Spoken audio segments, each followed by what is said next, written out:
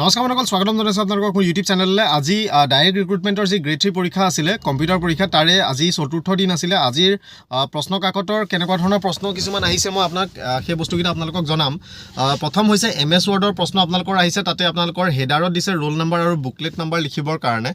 দ্বিতীয়তে আপোনালোকৰ সেইখন মেইনলি দিছে আপোনালোকৰ CV বনাবৰ কাৰণে, অৰ্থাৎ কাৰিকুলাম ভাইতে আপোনালোকৰ যিখন আপোনালোকে বনায় CV। চ' CVত আপোনালোকৰ নাম, ডেট অফ বাৰ্থ, এড্ৰেছ, তাৰপিছত পাৰ্চু একাডেমিক কেৰিয়াৰ এইবিলাক কিবা কিবি দিছে। তাৰপিছত এডুকেশ্যনেল কোৱালিফিকেশ্যন তাত ভৰাব দিছে, তেনেকুৱা ধৰণৰ বস্তু কিছুমান দিছিলে। চ' সেইটো আছিলে MS ৱৰ্ডৰ প্ৰশ্ন।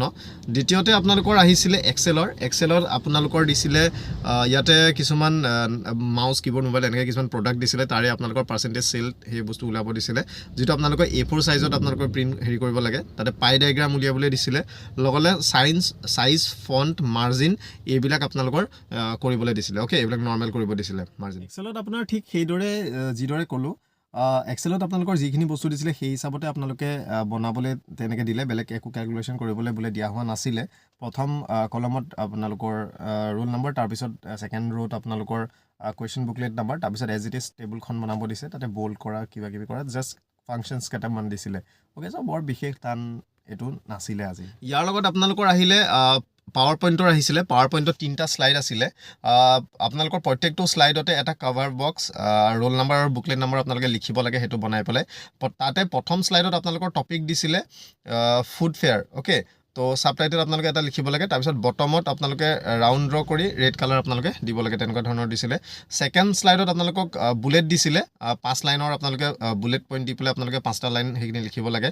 তৃতীয় শ্লাইডত আপোনালোকৰ A4 চাইজত প্ৰিণ্ট কৰিবলৈ দিছে, আৰু ফুটাৰত আপোনালোকৰ ফুড ফেয়াৰ আপোনালোকৰ লিখিবলৈ দিছিলে, তেনেকুৱা ধৰণৰ কিছুমান। তৃতীয় শ্লাইডখনত আপোনালোকৰ এই বস্তুকেইটা মিলোৱাৰ লগতে আপোনাৰ তাত এটা ফটো ইনচাৰ্ট কৰিবলৈ দিয়া হৈছিলে। কি ফটো দিব লাগিব সেইটো কোৱা নাছিলে। আপোনালোকৰ নিজ ইচ্ছামতে আপোনালোকে এটা ফটো তাতে ইনচাৰ্ট কৰিব পাৰিলে হয়। অৰ্থাৎ আপোনালোকৰ কম্পিউটাৰত আপোনালোকৰ যিবিলাক প্ৰি ছেভ আপোনালোকৰ উইণ্ড'জৰ ফটো থাকে, সেয়াও আপোনালোকে ইনচাৰ্ট কৰিব পাৰে। অৰ্থাৎ খালি সেই শ্লাইডখনত আপোনালোকে ফটো এখন ইনচাৰ্ট কৰিলেই হ'ল। চ' এনেকুৱা ধৰণৰ প্ৰশ্নই আহে আপোনালোকৰ প্ৰত্যেক দিনে। আমি দেখিছোঁ যে প্ৰায় একেই বস্তুবিলাক থাকে। চ' ইমান বৰ বিশেষ ডিফাৰেঞ্চ এই বস্তুবিলাক নহয়। কিন্তু চাওক, যদি আপোনালোকে প্ৰিপেয়াৰ কৰি আছে, যদি আপোনালোকে ট্ৰাই কৰি আছে, আপোনালোকৰ বৰ বিশেষ অসুবিধা আপোনালোকৰ নহয়। চ' দিয়ক, ভালদৰে পৰীক্ষা দিয়ক যিসকলৰ হৈছে। আপোনালোকৰ তাত যদি আৰু কিবা বিশেষ প্ৰশ্ন যদি আপোনালোকৰ আছে, সেইটো আপোনালোকে শ্বেয়াৰ কৰিব পাৰে, যাতে অন্য লোকসকলৰ সহায় হ'ব। চ' ধন্যবাদ ভিডিঅ' চোৱাৰ কাৰণে। নতুন ভিডিঅ'ত লগ পাম। আজিলৈ ইমানতে সামৰণি মাৰিলোঁ।